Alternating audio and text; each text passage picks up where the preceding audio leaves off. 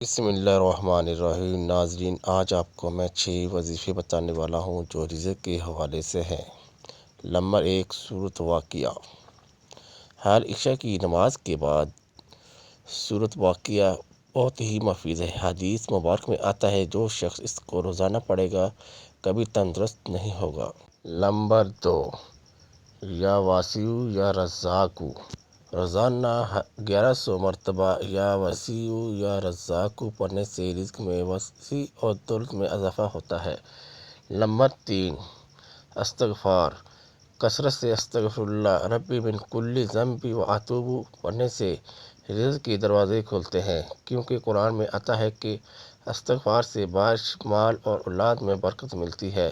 Number 4، آیت کریمہ لا الہ الا انت سبحانک انی کنت من الظالمین۔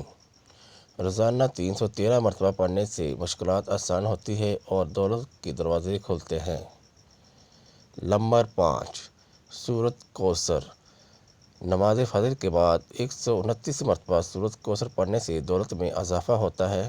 نمبر 6، درود شریف۔ اللہم صلی علی سیدنا محمد وعلی سیدنا محمد وبارک وسلم۔ روزانہ 100 مرتبہ درود پاک پڑھنے سے ہر حاجت پوری ہوتی ہے اور دولت و برکت میں اضافہ ہوتا ہے۔ ضروری ہدایت: وظائف کے ساتھ نماز کی پابندی لازمی ہے۔